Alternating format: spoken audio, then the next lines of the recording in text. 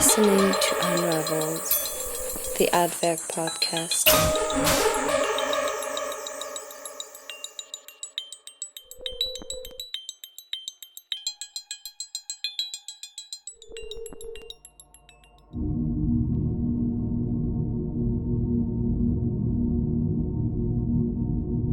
Welcome to Unraveled, the Adwerk podcast. My name is Bernard, independent curator and director of Adwerk Geneva. And as usual, I'm co-hosting this installment from Berlin with the writer Philipp Indal. On Unraveled, we deal with art and its resonance with contemporary social and environmental debates. Our purpose is to bring key figures of the art scene closer to you. And in this Unraveled episode, we interview the critically acclaimed artist Henrike Naumann. For images, visit our website or follow us on Instagram. At a time when few people spoke about right-wing violence, it was already on Henrike Naumann's mind. The artist reacted directly to current events, the resurgence of nationalist violence and the discovery of the terrorist underground network NSU. She combines second-hand furniture from the 80s and 90s and makes videos, which she integrates in her immersive installations. They tell stories of old and new fascism, as well as of youth cultures during globalization.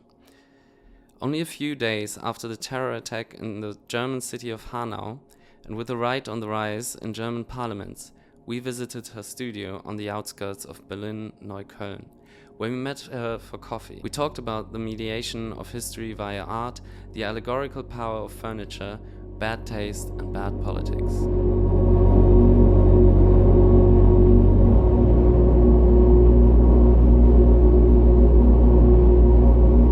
Like 2019 was kind of your year. Your work was presented in institutional solo shows and it has been bought by major collections, but it was also the year of the extremist riots in Chemnitz and right-wing terror, all accompanied by the rise of aggressive far-right politicians. Do you see your work as a reaction to the time we live in? Yes, I would say that the times we live in or the problems we're facing were always, for me, a reason to do art, because it was in the beginning more a way of dealing with problems I had with our time or society or what was happening politically around me. So while I was still studying and my path was a bit wavy, so I started with theater, did stage and costume design, then studied scenography for film. And then ended up my diploma being a video installation, and with this work inhabiting the art space for the first time, or the art context. And then the tools I learned while studying, like working with materials, with furniture, with interiors, with giving an aesthetic to a certain concept or story or script. It was when the political situation put me in a stress situation that I thought maybe I can use those tools to work through that and to find a way how I will be able to deal with things, and then maybe also to produce something that allows for discussion on other levels that were there before. I think in the beginning of my practice, like in 2012, when I did my first video installation, I think I saw myself quite as a loner as an artist, because I saw my topic as a very specific one. Like I'm researching on right-wing radicalization in Saxony, in East Germany, and the history of right-wing terrorism in this area. So very specific. So of course, at that time, there wasn't a big group of other works being produced or even text being written, because it was all just like being seen as a problem, like with in 2011 with the National Socialist Underground being gotten to be known, that were living in my hometown of Zwickau, where I was staying in the day when one of the terrorists burned down the house. I was just 1 kilometer away, and this was for me like a bomb exploding also within myself, where I felt, okay, everything is in shambles, and I need to find a way to put things back together so things might make sense again. So, but in the first years of my practice and doing exhibitions, I always felt a bit alone with my position or with my way of dealing very also drastically with very concrete problems, and where I also felt. But over the years, I also, as I got to know more artists, curators, also a better understanding of art history in general, I could see myself also in broader contexts. And very importantly, after working with Bonaventure and Dikung and Savvy Contemporary for the first time, this is what really was like a light bulb going on because I don't know, awakening of seeing, no, I'm not just working on this very specific topic by myself, but it's embedded in a 100-year-long history of racism in Germany and of colonialism, that my work on the specific terror cell is also linked to the Congo conference in Berlin, for example. And this understanding of the context also, I think, made me keep on working. And even though, because working with topics like this can be very depressing at times, because of course I'm an artist and I love working. So for me the artistic process is something that is very dear to me and also gives me joy. But then at the same time the works I'm producing sometimes make me very sad and depressed, because I'm trying to find shapes for things that scare me.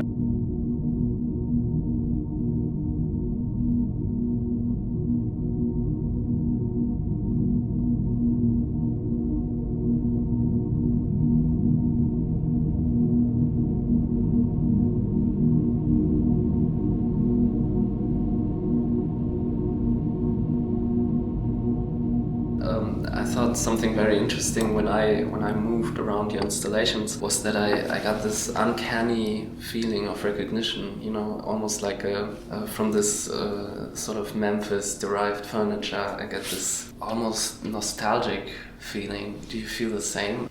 Yeah, for me it's a lot about nostalgia, because or maybe not so much nostalgia, because I like to evoke nostalgia while at the same time destroying it in the next moment. So there's always moments where you find, I think everybody coming to a big installation of me will find something they know from their past, or something that resembles something that they have a memory of, and so there's this element of yes, it's maybe part also of my history, but then the next moment it gets messed up because I combine it with very disturbing political messages, or try to use very innocent, maybe cozy things in a way that they make you feel cold. So it's this nostalgia that I always destroy, also for myself, because for me, my memory of things, so my memory is very much based on things. I think this is also why I like or need objects so much, because for me objects are a way to really remember something for sure, because they will, if I have this fluffy cushion that you're sitting next to, this is here and it will not go away so easily. So as long as we are here, and maybe also the next week, it will always be here. And if I connected with a certain memory or a certain meaning that it has for me, I know that this memory will always be there. And bringing it now to my work, putting these objects and furniture in the space is for me a way to put a thought I have, or a theory, or something I'm understanding through my research in a physical space, so I can go back to it. And I can also put several complicated thoughts that for me with words are impossible to explain. I can put all these complex and sometimes even contradictory thoughts in one room.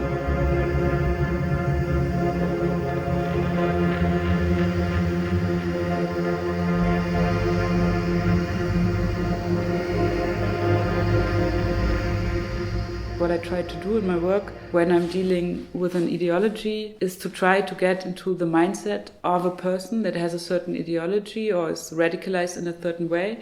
And out of this perspective, I then try to produce an artwork. So I'm interested in things where ideology and art or aesthetics meet in a way that there's an artistic production out of a ideological position. So, for example, with my work Das Reich, which I did in 2017 about the so-called Reichsbürger that believe that the German Reich still exists, I found images in the internet of one of the guys who was constructing a Stonehenge, or wanting to construct a Stonehenge as in a southern German town as a way to have a spiritual place. And he made drawings, built a model, and really thought of the aesthetic of this. And so for me, in the work I did the same, but with furniture. So I created a Stonehenge out of furniture, but really using all the techniques that he had planned. So for me, dealing with an ideology is trying to understand the aesthetic, the aesthetic decisions, and then making them myself in the work. So it's of course a very intense process, because I really try to get into the mindset and then work artistically out of that position.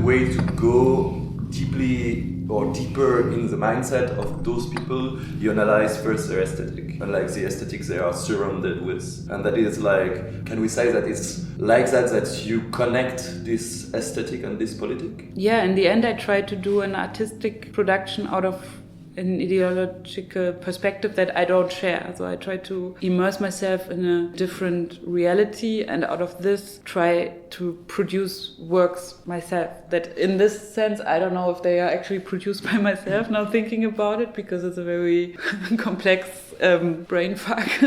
But yeah, it's about trying to become one with this aesthetic, because I feel as an artist and as someone who's thinking about aesthetic non-stop, for me, I want to be able to deal with aesthetics and also with ideologies that are problematic, because I feel we need to tackle those topics. And for me, as an artist, I need to allow myself to work with the aesthetics, because if I'm afraid of the aesthetics, how could I deal with the people or with the ideology they are putting forward? So the aesthetic is my language, and I feel as an artist I need to be able to address the aesthetic questions that are put out by people from different ideologies. I think the most complex work on this I did now in Munich at Haus der Kunst, the work Ruinenwert, where I was trying to find out more about the furniture aesthetic of the Third Reich, and especially about the Atelier Trost, who built the Haus der Kunst, where the exhibition is taking place still at the end of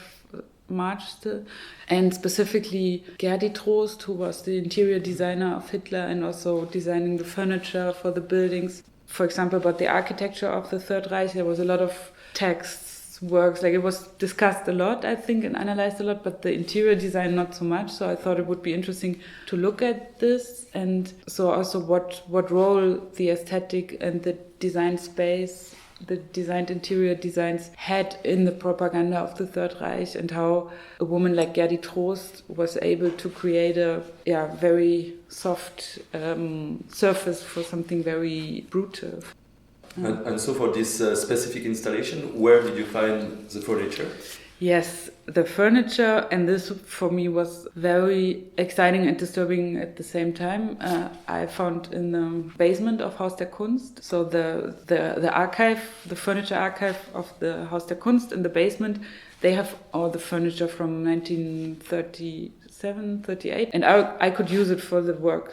A bit like I work with furniture I find in secondhand stores or on Kleinanzeigen. Now I could also use the furniture from Haus der Kunst for the installation. So this, to me, opened a lot of very interesting questions, because what I do in my work, where I mostly use postmodern copies from the 80s, 90s, from the time of the unification in Germany, I use a certain aesthetic that, depending on how you look at it, could be called very East or also very West, because it all came from the West, so it's a very I like to have in my work I like to do things that on first sight seem very simple, but then the more you look at it or speak about it, it gets more complex. So what I do with these furnitures is to take them and say, okay, it's like the leftovers a bit of the 90s or whatever, but I take them and I put them in a prominent space or in a museum and say, we need to look at it again, we need to revisit it, and they have something to say about us, about our society, about politics, about ideology, about what it means, for example, to become part of the West, to arrive in a neoliberal system. And so I charge them with a lot of political meaning. While the furniture from Third Reich, that is still in Haus der Kunst in the archive, they are charged by themselves very much. So they are. So everybody would agree that when we take this sofa that was, I don't know, designed for an office or something, or for the official venue, a lot of people would agree that there must be something charged or something must be wrong.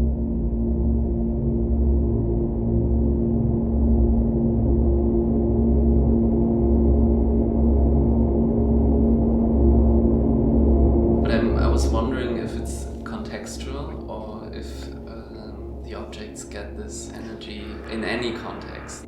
I think what was so interesting for me to work with the furniture of the Third Reich was the way ideology is projected on things, and I work with that a lot in my dealing with the transformation of East and West Germany and those questions of consumerism and becoming part of a neoliberal society.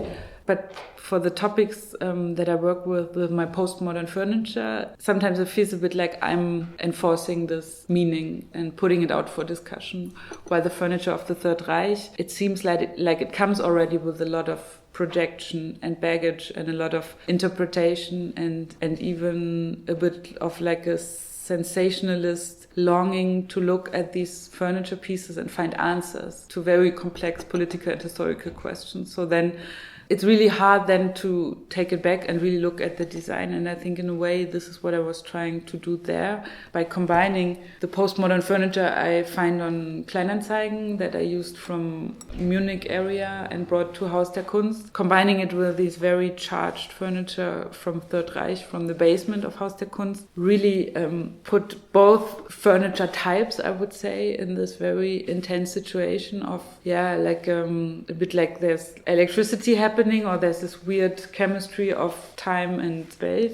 And at the same time, I'm inviting the visitors to start to look at the furniture in a very different way, because when you're in this big room and there's a lot of furniture and some pieces are from the Third Reich and were selected by Adolf Hitler together with Gerdi Trost, you start to look at all furniture in a very different way, because you think, who is it, or where are the problematic pieces? And then suddenly, like all the furniture there, every little objects, they all lose their innocence in a way, or they cannot be just a chair anymore.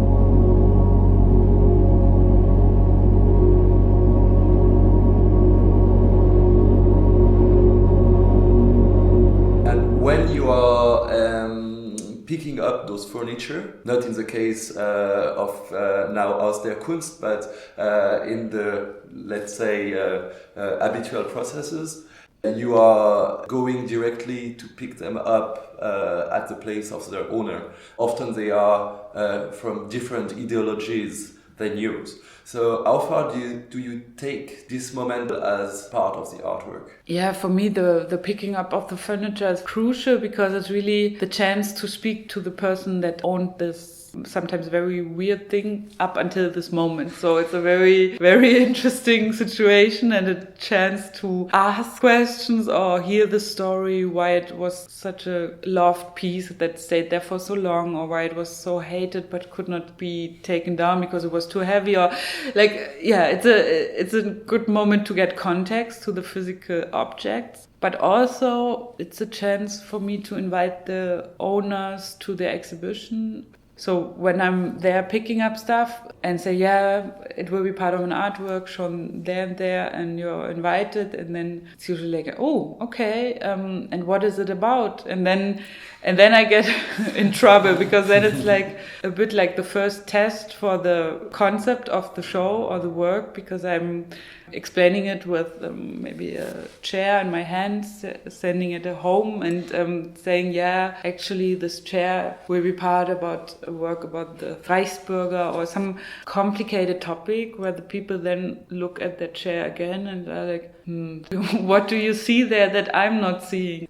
It's the first mediation of the work, even though it's not existing yet, because my works need to make sense to a lot of different people with a lot of different experiences. So for me, this is really a big motivation to do works that not speak just to a circle of insiders, but really to create work that can reach people that have very different experiences, very different education, very different access to art also, or generally to cultural life. And so those are all the small tests for the work.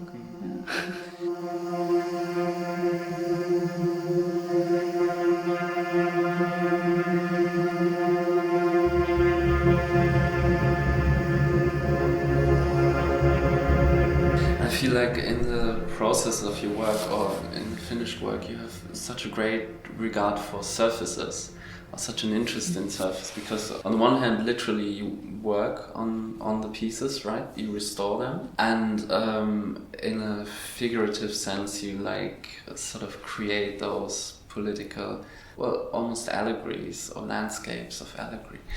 And I was wondering how you see the relation between something superficial like taste and politics. How does that influence each other? Yeah, I think taste for me is a good door opener to speaking about a lot of things, because taste is something that is very hard to explain or also to defend, because it's basically in the end it could just be taste, that you like something more than something else.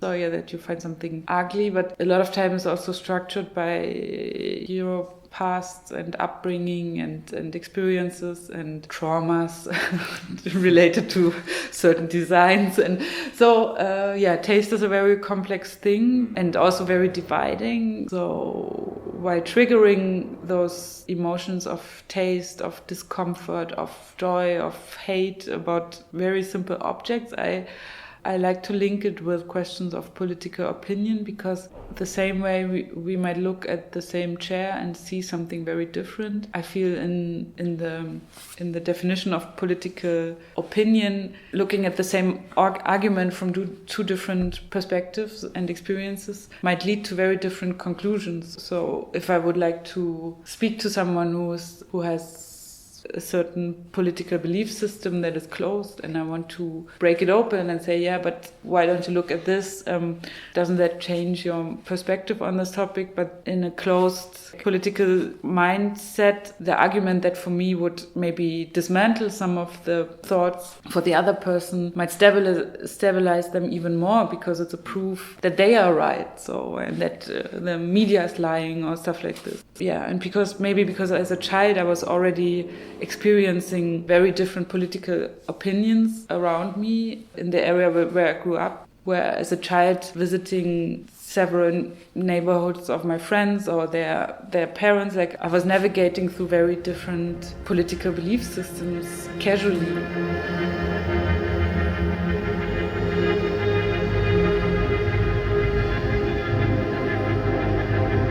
You were part of a group show at KOV, which were reacting directly to the event in Chemnitz. Do you think that as well through this private gallery system there is a possibility to move the society, like the society in broad way, broad sense? Speaking for myself as an artist, and also my gallery, and also the other artists working at the gallery, I think I can speak for us all, saying this is why we get up in the morning and go to the studio or to the gallery, because we believe that this is possible. But it's a challenge, and because of course sometimes sometimes you're wondering, like, what is it enough that we can do? What can we actually do? And what could be maybe problematic about being the voices that speak so much about the problems we have, and of course shedding lights on that again and again. And it's but what I'm realizing is how much we are really able to move discourses. There are moments where I feel very powerless in that sense, because especially a lot of things that are happening in Germany right now are things I'm thinking about since 10 years, and also already like a long time ago was sure they would happen at some point, especially with the AfD as a political player in the German political landscape. So what more can I do than my work when then everything I can just watch happening? So there are moments where I feel like, okay, am I in a way just giving the aesthetic to a slow decay? Or I don't know, it's really sometimes really, really harsh to think about that, that a lot of the things I was speaking about 8 years ago are now just in full blossom, and like what else should we have done?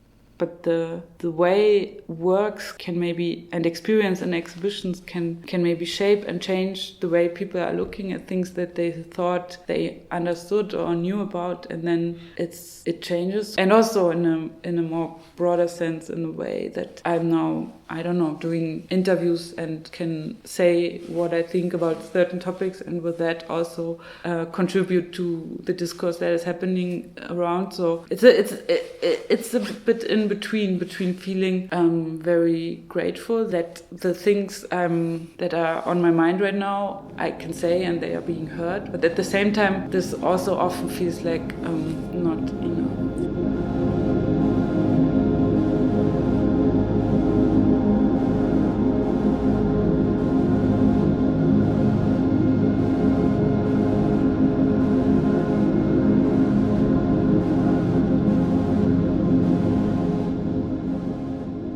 I realized that I also, doing shows in the West, I always have to remind people that we're not just looking at the East, but we're looking at a shared, complicated history, and that the objects speak about a lot of different experiences that you can have in German society. Or in other societies as well. Like, for example, when the work was shown in Korea 2018 at the Busan Biennale, for me that was a very stressful moment, because I was unsure how this very German reference systems, topics, how they would interest someone who maybe does not know, does not care, and is very like when all the references are so very precisely put to a certain time and context. How do they travel to different audiences and discourse? And for me, the exhibition in Korea was really magnificent in that sense, because it was the way the Korean audience was very, very interested, of course, because of the topic of the division of Germany and Korea, but also the way the visitors were working their way through the works and through all the aesthetics and reference systems. Of course, just reading them the way they wanted to, but still enjoying the work and reading or getting something out of it. That is, of course, then beyond my control, because I cannot stand next to the work and explain every little footnote of German history in the 90s.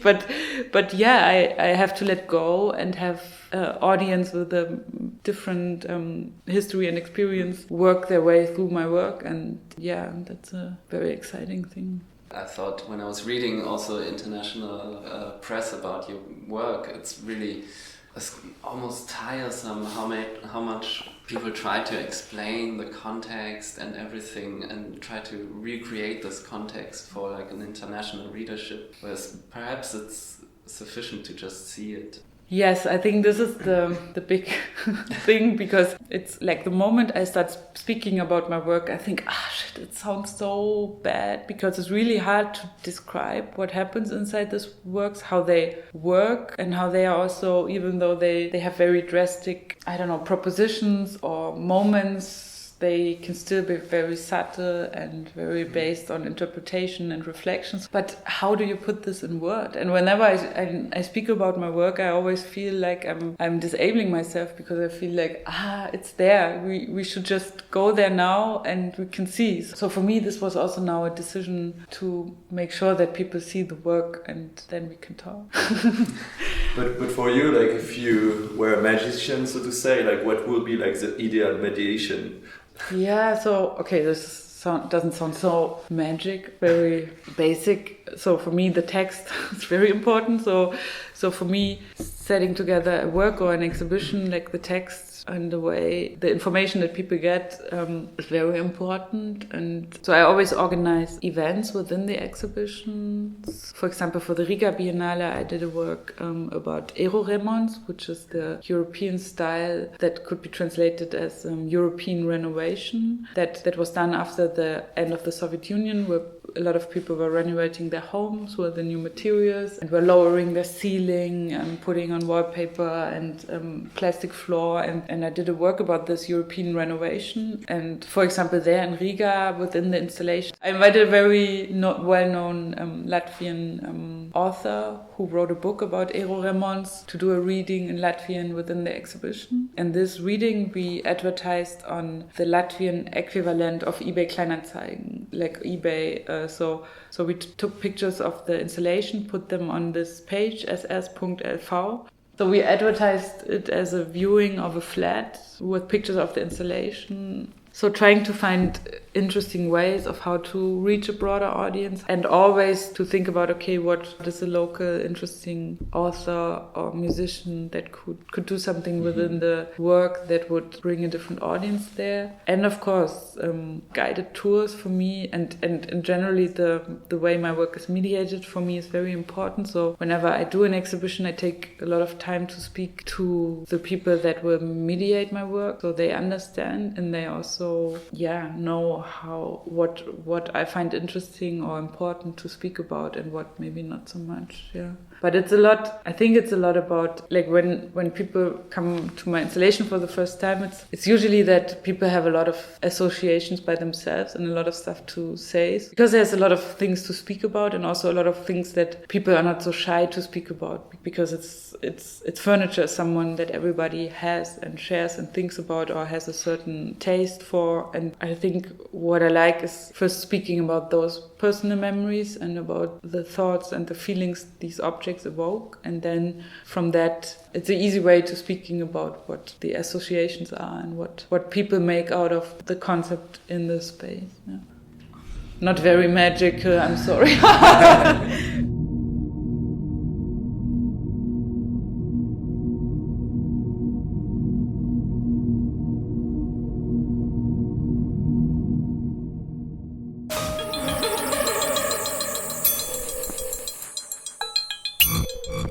Thanks for listening to the show. This was Unraveled, the Adverk podcast. The show is hosted by Bernard Vienna, Philippe Henda, and Nina Kettiger, myself. It is produced by Adverk. Our theme song and jingle were produced by artist and musician Laura Katsawan. You can find all images of the works and informations discussed in this episode on our page www.art-werk.ch. If you would like to advertise or sponsor one episode, please write at contact@art-werk.ch.